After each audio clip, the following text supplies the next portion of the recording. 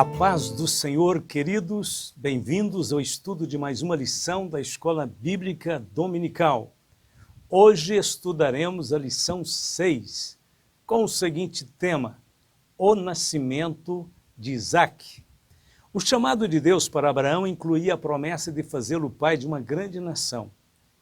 Sendo Abraão da idade de 75 anos e Sara de 65 anos, a concepção e o nascimento de uma criança exigiu uma ação sobrenatural de Deus, visto que Sara era estéril. Essa situação se estendeu por mais 25 anos. Abraão estava com 100 anos e Sara com 90, quando o milagre aconteceu. O fator tempo teve um importante papel no processo do aperfeiçoamento da fé do casal e serviu para revelar o poder soberano do Senhor sobre as circunstâncias da vida. O nascimento de Isaque lembra-nos que Deus cumpre as suas promessas a seu modo e a seu tempo. Ele não opera de acordo com a lógica humana, mas segundo a sua soberana vontade. O nascimento de Isaque teve vários significados. Primeiro, o nascimento de Isaque significou a recompensa pela paciência. O longo período de espera foi a grande provação da fé, porém, a promessa sustentou a fé. A esperança sustentou a perseverança e deu forças para o casal seguir adiante. A graça sustentou o perdão e a renovação, a fim de que Abraão e Sara, apesar de suas falhas, pudessem permanecer firmes e fiéis no percurso da jornada, esperando unicamente em Deus. Porque quando Deus fez a promessa a Abraão, como não tinha outro maior por quem jurasse, jurou por si mesmo, dizendo: certamente abençoando te abençoarei e multiplicando te multiplicarei. Assim, esperando com paciência, alcançou a promessa. Hebreus 6, de 13 a 15. Segundo, o nascimento de Isaque significou a manifestação do poder de Deus. Essa foi a razão por que Deus esperou tanto tempo. Ele queria que Abraão e Sara estivessem amortecidos, a fim de que o nascimento de Isaque fosse uma prova do seu incontestável poder. Conforme o Senhor havia dito, haveria coisa alguma difícil ao Senhor? Ao tempo determinado tornarei a ti por este tempo da vida, e Sara terá um filho. Gênesis 18, 14. Abraão e Sara haveriam de experimentar o poder de Deus para saberem que ele era o Todo-Poderoso. Terceiro, o nascimento de Isaque significou o andamento efetivo do plano da salvação. Isaque geraria Jacó, Jacó geraria os 12 patriarcas.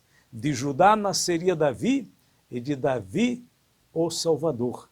Ao longo dos séculos, milhares de servos e servas serviram de elos nesta cadeia de colaboradores do plano eterno de Deus. Alguns foram mais conhecidos e outros menos conhecidos, mas todos foram igualmente importantes e ajudaram a cumprir os propósitos do Senhor. Da próxima vez que você se sentir fraco ou pequeno no serviço do Senhor, lembre-se de que Abraão e Sara não viram e nem desfrutaram das promessas do Senhor, senão unicamente do nascimento de Isaque. Tudo o que fizeram, além disso, foi para os seus descendentes. E tu irás a teus pais em paz, em boa velhice serás sepultado, e a quarta geração tornará para cá, porque a medida da injustiça dos amorreus não está ainda cheia. E sucedeu que, posto o sol, houve escuridão, e eis um forno de fumaça e uma tocha de fogo que passou por aquelas metades. Naquele mesmo dia fez o Senhor um concerto com Abraão, dizendo: a tua semente tenho dado esta terra, desde o rio do Egito até o grande rio Eufrates. Gênesis 15, de 15 a 18. Abraão e Sara foram estabelecidos como alicerces do grande edifício da fé perfeita em Deus.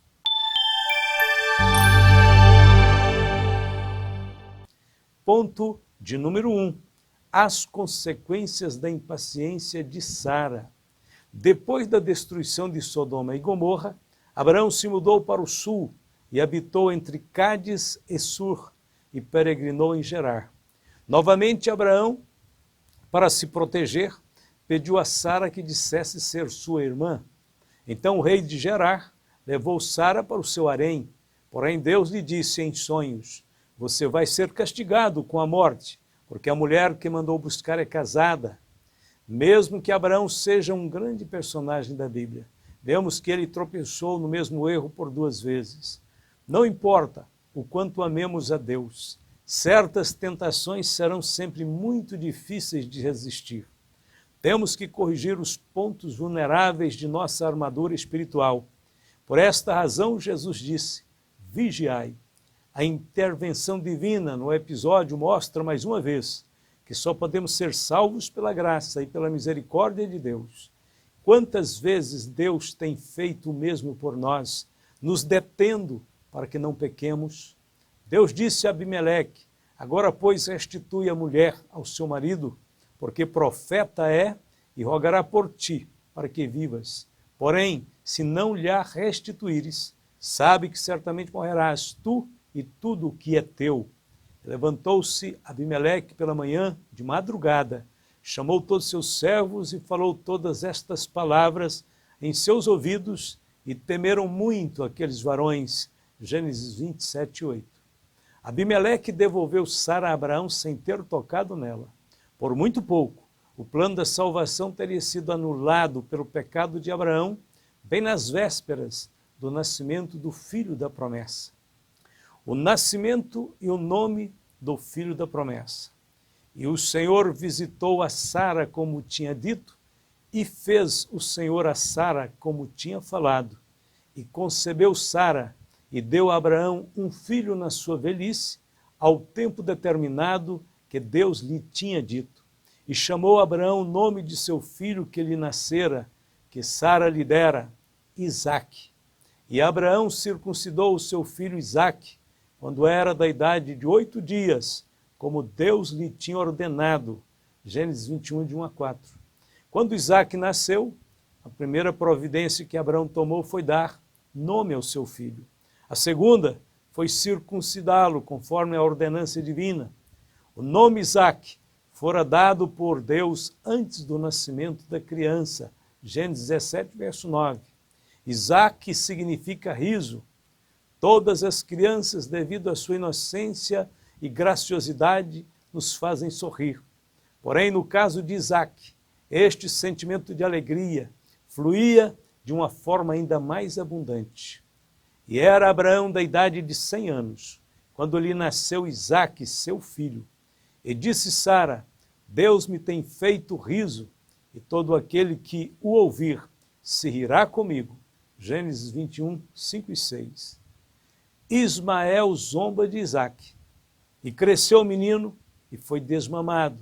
Então Abraão fez um grande banquete no dia em que Isaque foi desmamado, e viu Sara que o filho de Agar, a egípcia, que esta tinha dado a Abraão, zombava.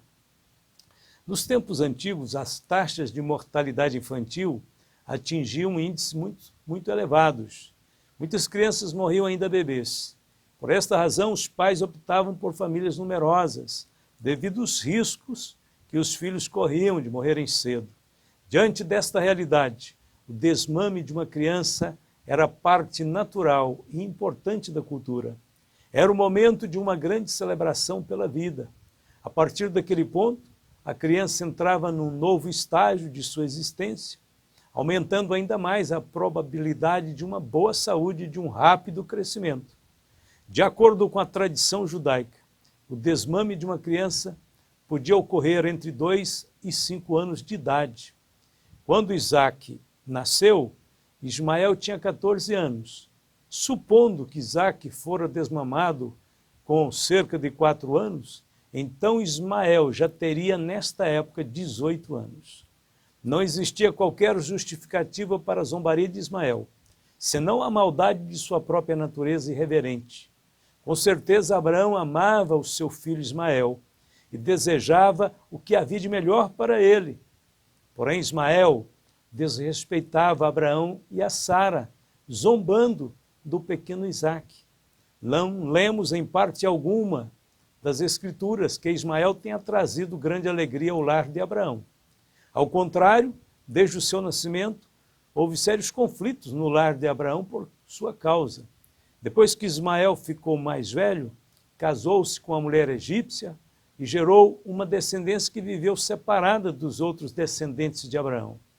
Deus tinha dito que Ismael se tornaria um jumento selvagem, e essa previsão se cumpriu. Ele será como um jumento selvagem entre os homens.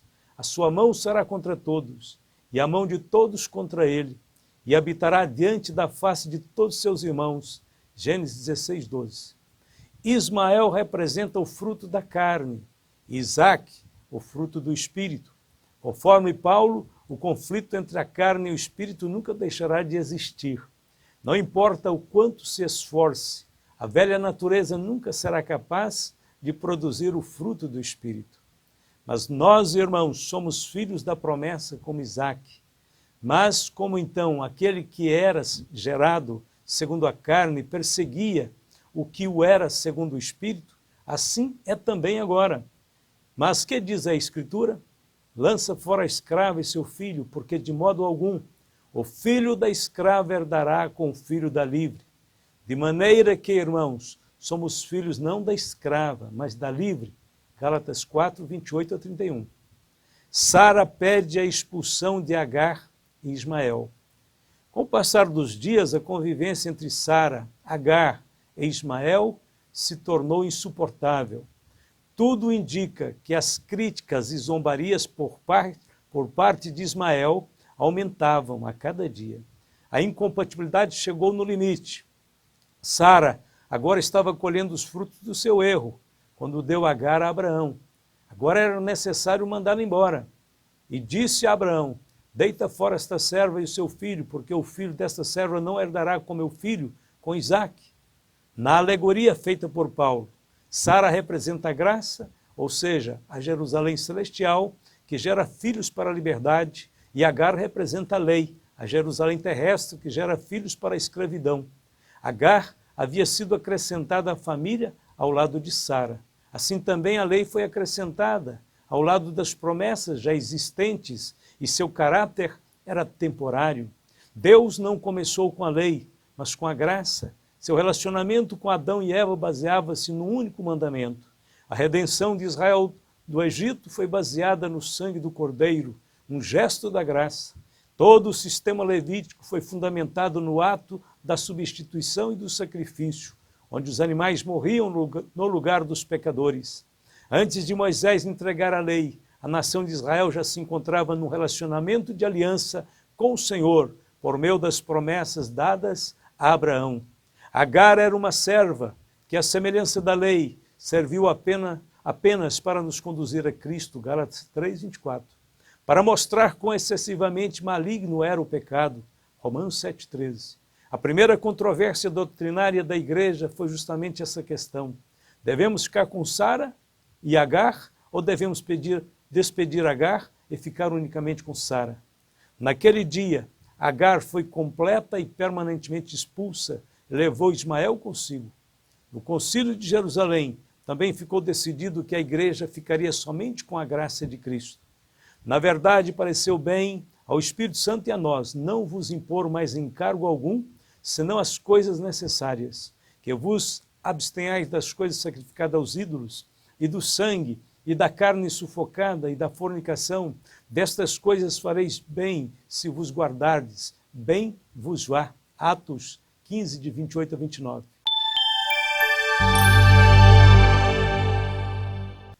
Ponto de número 2. Abraão tem que tomar uma atitude.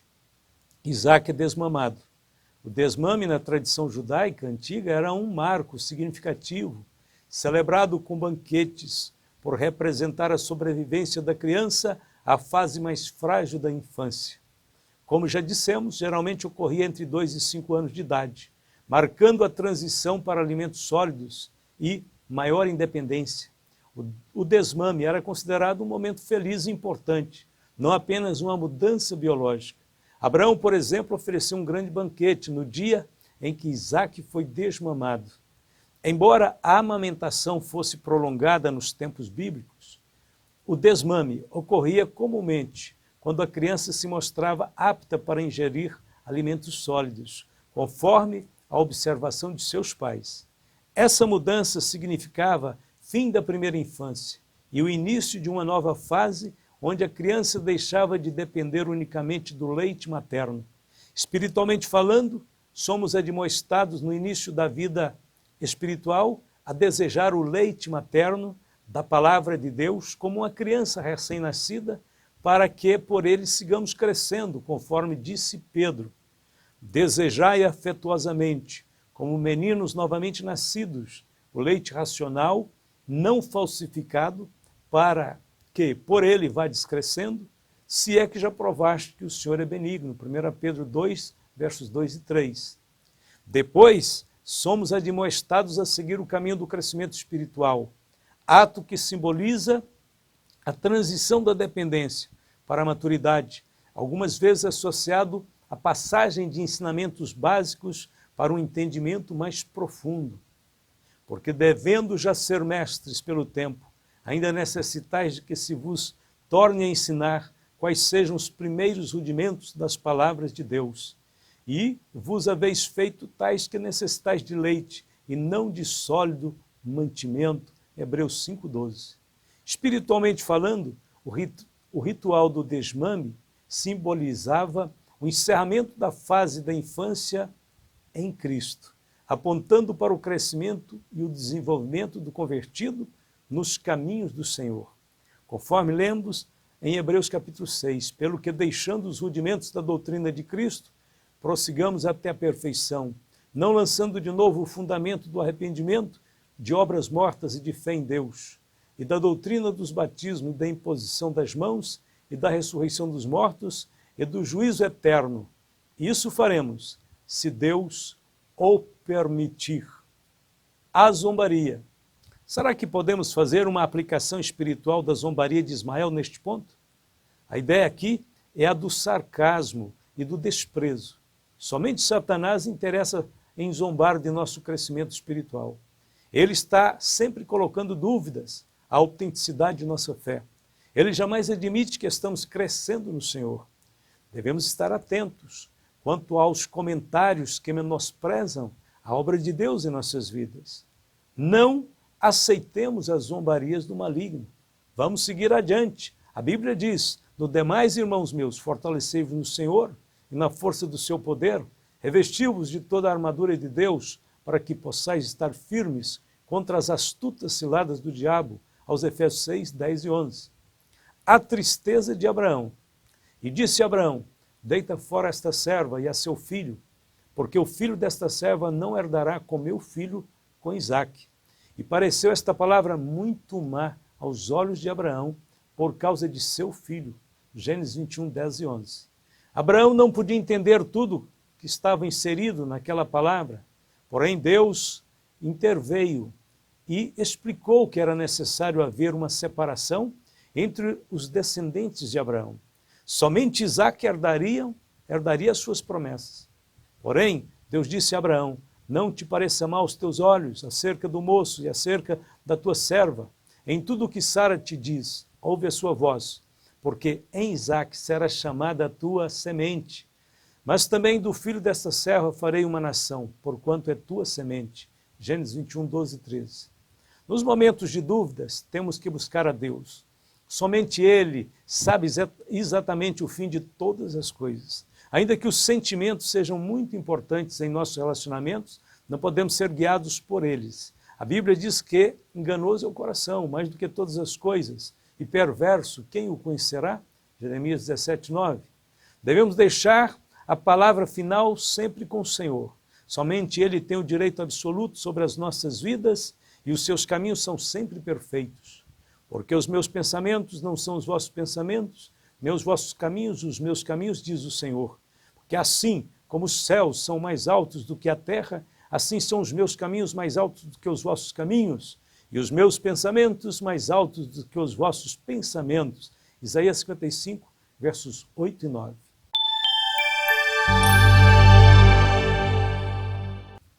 Ponto de número 3. Agar e Ismael deixam a casa de Abraão. Abraão despede Agar e Ismael.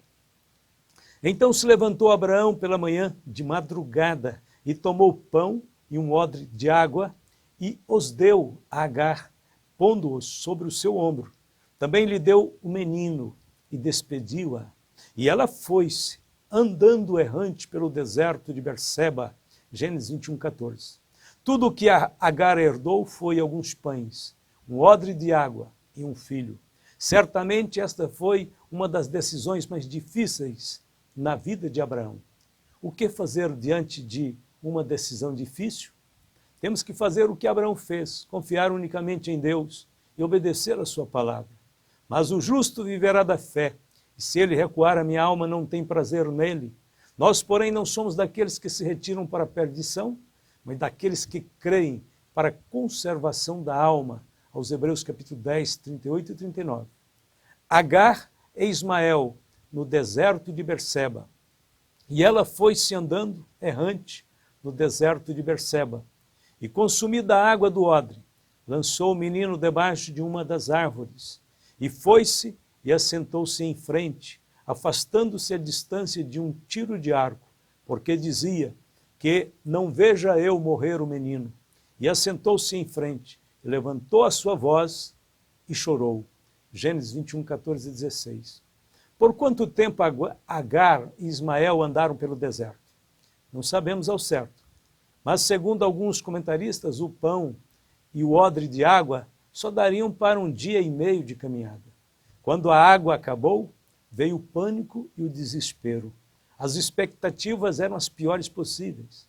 Agar chorou copiosamente. Ela não estava preocupada apenas com a sua sobrevivência, mas como mãe, se preocupava excessivamente com o sofrimento do seu filho e com a sua inevitável morte. O texto indica que Ismael começou a desfalecer primeiro. Então Agar o deixou debaixo de uma das pouquíssimas árvores que havia no deserto, para não vê-lo morrer de sede ao seu lado. E o texto bíblico diz que ela levantou a sua voz e chorou. Era o ápice do desespero. Deus ouviu a voz de Ismael, e ouviu Deus a voz do menino, e bradou o anjo de Deus a Agar desde os céus, e disse-lhe: que tens, Agar? Não temas, porque Deus ouviu a voz do rapaz desde o lugar onde está. Ergue-te, levanta o moço e pega-lhe pela mão, porque dele farei uma grande nação. Em meio à tremenda aflição, veio à tona uma herança de Abraão, que se encontrava oculta no íntimo do coração de Ismael, a virtude da oração. Ismael tinha aprendido a orar com seu pai, aprendido a prática de clamar a Deus. Essa herança o salvaria da morte. Enquanto Agar chorava desesperadamente, Ismael orou e Deus o ouviu. O anjo de Deus ordenou que Agar o ajudasse a levantar-se, prova de que estava totalmente sem forças. Quando Agar o tomou pela mão, não estava erguendo apenas um rapaz, mas toda uma grande nação que procederia dele, conforme a promessa de Deus. E abriu-lhe Deus os olhos, e viu um poço de água, e foi-se e encheu o odre de água, e deu de beber ao moço. E era Deus com o moço, que cresceu e habitou no deserto, e foi flecheiro, e habitou no deserto de Parã, e sua mãe tomou-lhe mulher da terra do Egito. Gênesis 21, 19 a 21. Quantas vezes somos açoitados pelas provações da vida e não podemos ver as provisões divinas preparadas para nós e nos esquecemos das promessas de Deus? Com certeza Deus tem a resposta para todas as nossas aflições, porém, muitas vezes precisamos pedi-lo que abra os nossos olhos para que possamos ver esta provisão. Agar é um tipo das multidões de necessitados que estão pelo mundo afora, pessoas solitárias, vagando sem destino, cansadas, sedentas, cegas e desesperadas. Como é importante dizer para uma pessoa que Deus a ama. Como é importante levar as boas novas da salvação aos perdidos. O poço da água da vida não está longe de cada um de nós, porque nele vivemos e nos movemos e existimos. Atos 17, 28. Se alguém tem sede, que venha a mim e beba. Quem crê em mim, como diz a Escritura, rios de água viva correrão do seu ventre. João 7, 37 e 38. E quem quiser, tome de graça da água da vida. Apocalipse 22, 17. Dessa vez, Deus não mandou que Agar voltasse para o acampamento de Abraão. Tinha chegado a hora que ela devia fazer a sua própria história, ela devia seguir o seu próprio caminho. Deus sabe quando devemos sair da dependência de outras pessoas para confiar somente nele. Devemos estar atentos quanto a isso. Vamos para a conclusão da lição.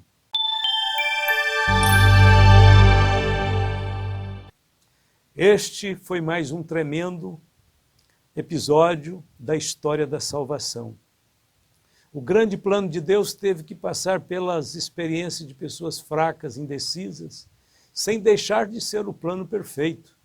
De Abraão veio o povo judeu, e do povo judeu veio Jesus Cristo, segundo a carne, o perfeito homem e também o verdadeiro Deus e a vida eterna. Jesus disse para a mulher samaritana ao lado do poço de Jacó: a salvação vem dos judeus. João 4:22. Até hoje esta declaração ecoa aos nossos ouvidos. Tanto a declaração quanto o fato da salvação tem influenciado a história de Israel e a história do mundo inteiro. Tudo o que aconteceu na atualidade, está acontecendo na atualidade, aconteceu no passado, quer seja no campo da política, da economia, das relações internacionais, tudo está ligado de alguma forma à promessa de Deus para Abraão e aos descendentes de Abraão. Devemos dar graças a Deus porque mesmo que Abraão e Sara não fossem perfeitos, eles não desistiram, eles perseveraram em seguir ao Senhor, foram fiéis às suas vocações e não deixaram o chamado de Deus. Verdadeiramente, a profecia que o Senhor deu a Abraão está se cumprindo. E abençoarei os que te abençoarem, e amaldiçoarei os que te amaldiçoarem. E em ti serão benditas todas as famílias da terra. Gênesis 12, verso 3. Que o Espírito Santo nos ajude a compreender melhor os desígnios do Senhor. Amém. Onde você está agora, prepare-se para orar. Vamos falar com o nosso Deus. Deus é aquele que ouve e atende o clamor dos necessitados. Qualquer que seja a sua necessidade, coloque-a nas mãos de Deus neste momento. Vamos falar com Deus. Querido Pai, querido Deus, nosso bendito Salvador Jesus Cristo, chegamos diante de Ti em contrição, em quebrantamento, em arrependimento, para suplicar a Tua misericórdia e a Tua graça.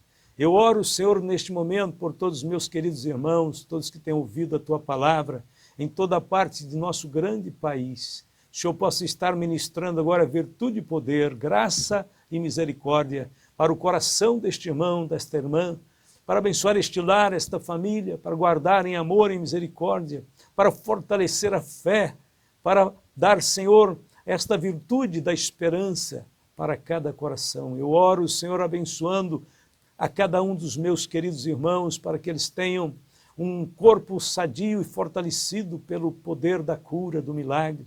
Que eles tenham, Senhor, a bênção do Espírito de Deus, que fortalece o coração, os sentimentos, a alma. Eu oro, Senhor, para que todos estejam debaixo da Tua potente mão, da Tua misericórdia, do amor renovador de nosso Senhor Jesus Cristo. Guarda e protege a todos, fica conosco. Esta é a nossa oração, no santo nome de Jesus. E todos hoje podem dizer comigo, amém e amém.